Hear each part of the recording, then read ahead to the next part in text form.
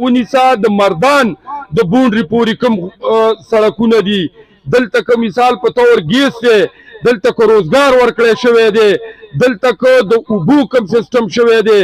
دلته که ترقیاتي کوم کار شوی دی نو دا واحد ملي رهبر جناب آفتاب احمد خان شیرپاو کړی دی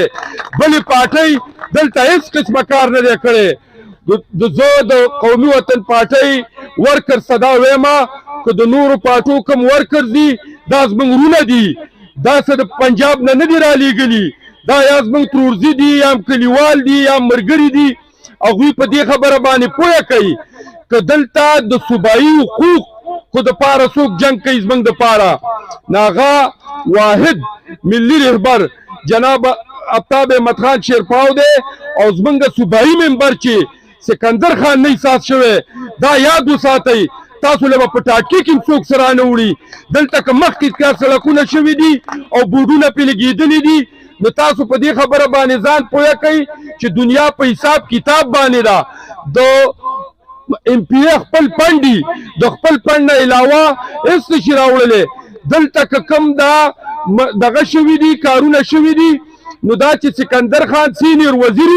دا د هغې فنډونه دي په دې باندې ځان پوهه کوي باقي لکه په غونډ پارلیمنټ کې د جناب ملي رهبر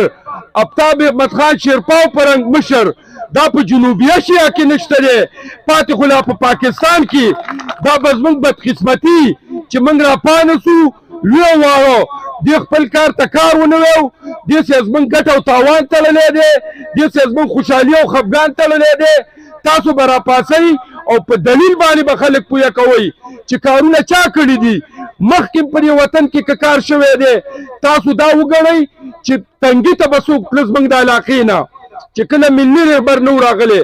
نو دا به مندړي ته ووته د مندړي نه به ګاډي کې کېناسته زموږ په یاداشت ته عمرزو ته به لاړو او د عمرزو نه به بیا تنګي ته راتاوېدو دا مین روډ نه و نو دا روډونه چېرته و دا کوم چې تللي دي اوس دې ملګري د دې روډ خبره وکړه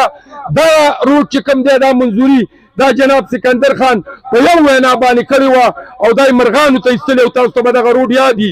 هر قسمه کار چې کومي او دلته پاتې تاسو دا یقین وساتئ زه دې ورکر صدا ویمه چې زموږ نه په باریک بینۍ سره سکندر خان جي ته دا پته ده د هر کلي د بجلۍ هم ورته پته ده د سړک هم ورته پته ده او 10 کاله دلته د بلې پارټۍ حکومت وچلېده څومره 10 کاله ورونو ګیس رالی زه تاسو ته په دعوه صدا ویم چې سکندر خان وزیري او ملي رهبر په حکومت کې په لومړو 3 میاشتو کې بار کور ته ګیس لګېدلی او دا واک او دا اختیار دا ستاسو لاس کې دی که تاسو د ملي رهبر مټې مضبوطې کړلې نو هر قسمه کار چې کوم دی دا به انشاءالله کېږي په دغه شعر باندې وایي ټوټې ټوټې د پښتنو پرګنې دا د ملګرو یو لښکر جوړېږي د زمانې د فرعونانو خلاف لوی جرګې پاشلغر جوړېږي د دواړو سیټونو مبارکي لري اوس نه در کوم الحمدلله